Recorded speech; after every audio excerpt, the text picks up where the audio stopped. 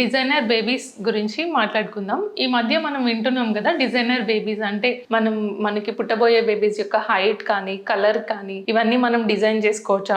Facial features కానీ, ice ఇట్లాంటివన్నీ design చేసుకోవడం కుదురుతుందా? అసలు ఏ టెక్నాలజీ యూస్ చేసి ఇది చేస్తాము అనేది చూద్దాం. సో రీసెంట్గా వస్తున్న డిజైనర్ బేబీస్ అసలు ఎలా చేస్తారు అని అంటే, మనకి నార్మల్గా జెనెటిక్స్ అనేవి ఉంటాయి కదా. సో ఈ జీన్స్ అనేవి టెస్ట్ చేయడం ద్వారా మనం వాటిలో ఏదైనా డిసీజెస్ ఉన్నాయా అనేది మనం ఐడెంటిఫై చేయొచ్చు అనమాట. మనం దీన్ని ప్రీ ఇంప్లాంటేషన్ జెనెటిక్ టెస్టింగ్ అని అంటాము. సో ఈ ప్రీ ఇంప్లాంటేషన్ జెనెటిక్ టెస్టింగ్ లో ఏంటంటే, basically this is done through IVF చేసి మనం ఎంబ్రియోస్ అనేవి ఫామ్ చేస్తాం కదా. సో ఈ ఫామ్ చేసిన ఎంబ్రియోస్ లో అవుటర్ లేయర్ నుంచి, అంటే ట్రోఫెక్టోడమ్ అనే లేయర్ ఉంటుంది అనమాట. సో ఈ అవుటర్ లేయర్ నుంచి మనం ఒక బయోప్సీ అనేది తీస్తాం. సో ఆ బయోప్సీని మనం జెనెటిక్ టెస్ట్ చేయడం ద్వారా మనకి ఏదైనా ఇన్హెరిటబుల్ జెనెటిక్ డిసీజెస్ ఏమైనా ఉన్నాయా అనేది we can identify through PGT. దాంట్లో కూడా డిఫరెంట్ టైప్స్, అంటే లైక్ పీజీటీ ఎస్ఆర్ అని, పీజీటీ ఎం అని, అండ్ పీజీటీ ఏ అంటే ఎన్యూప్లాయిడీస్ అని. సో ఇలా different kind of genetic disorders మనం డయాగ్నోస్ చేయొచ్చు అనమాట.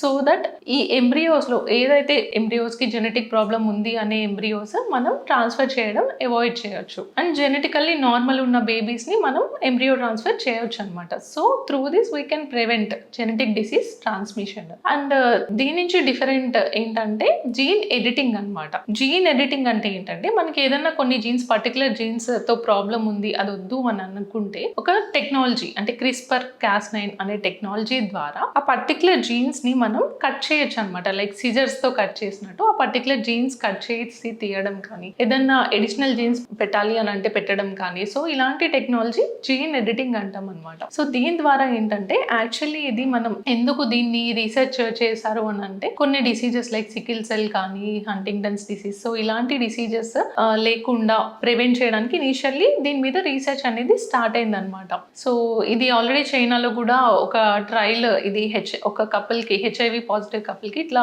ట్రై చేయడం జరిగింది. సో వాళ్ళకి ఏంటంటే అది సక్సెస్ అయినా కూడా దీనివల్ల ఇంకా వేరే ప్రాబ్లమ్స్ వచ్చాయన్నమాట. సో మనకి ఇండియాలో అయితే it is still in experimental stage.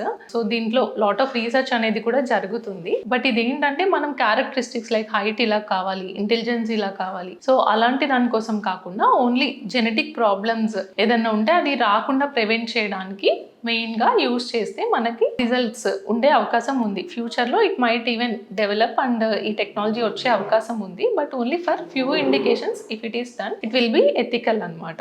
Sperm selection technique, microfluidics గురించి చెప్తాను. ఐవీఎఫ్ లో మనం పేషెంట్స్ వచ్చినప్పుడు ఏంటంటే, వాళ్ళకి కొన్ని ఫ్యాక్టర్స్ అనేవి చూస్తాం అనమాట. ఇనీషియల్ గా ఒక కపుల్ వచ్చినప్పుడు మేల్ పార్ట్నర్ కి మెయిన్ గా మనం చేసే టెస్ట్ సిమెన్ అనాలిసిస్. అండ్ వాళ్ళ ఓవరాల్ హెల్త్, వాళ్ళ హిస్టరీ, వాళ్ళకున్న ప్రాబ్లమ్స్ కానీ ఇవన్నీ కూడా మనం ఓవరాల్ గా అసెస్ చేయడం జరుగుతుంది. సో కొంతమందికి ఏంటంటే ఏజ్ అనేది ఎక్కువ ఉన్నా, అండ్ మేల్స్ కి కూడా ఫీమేల్స్ లాగే ఏజ్ తో స్పర్మ్ డిఎన్ఏ అనేది డ్యామేజ్ అవుతుంటుంది అనమాట. సో ఏజ్ ఎక్కువ ఉన్నా, డయాబెటీస్ ఉన్నా, స్మోకింగ్ ఉన్నా, ఆల్కహాల్ ఉన్నా, సో ఇలాంటి ఫ్యాక్టర్స్ వల్ల ఏంటంటే స్పర్మ్ డిఎన్ఏ అనేది డ్యామేజ్ ఉంటుంది ఎక్కువ. ఇది నార్మల్ సిమెన్ అనాలిసిస్ టెస్ట్ లో మనకి తెలియదు. అండ్ స్పర్మ్ డిఎఫ్ఐ అంటే డిఎన్ఏ ఫ్రాగ్మెంటేషన్ ఇండెక్స్ అనే టెస్ట్ ద్వారా మాత్రమే మనకి డిఎఫ్ఐ అనేది, డిఎన్ఏ ఫ్రాగ్మెంటేషన్ ఎంత ఉంది, డిఎన్ఏ డ్యామేజ్ ఎంత ఉంది అనేది అసెస్ చేయడం జరుగుతుంది. బట్ దాన్ని మనం రొటీన్ గా టెస్ట్ చేయలేము. సో ఒక కపుల్ కి మనం ఏదైనా వేరే ఇండికేషన్స్ వల్ల కానీ ఐవీఎఫ్ అడ్వైస్ చేసినప్పుడు మేల్ పార్ట్నర్ యొక్క ఏజ్ ఎక్కువ ఉన్నా అండ్ కొన్ని ఫ్యాక్టర్స్ ఉంటాయి. సో అలాంటి ఇండికేషన్స్ ఏమైనా ఉన్నప్పుడు మనం ఉన్న దాంట్లో బెస్ట్ స్పర్మ్ సెలెక్ట్ చేసుకోవడానికి ఈ మైక్రోఫ్లూయిడిక్స్ అనే టెక్నిక్ యూజ్ చేస్తాం అనమాట. సో బేసికలీ మైక్రోఫ్లూయిడిక్స్ అంటే ఏంటంటే, it is a sperm selection technique. ఒక చిన్న డివైస్ ఉంటుంది. సో దాంట్లో మనం వన్ ఎండ్ లో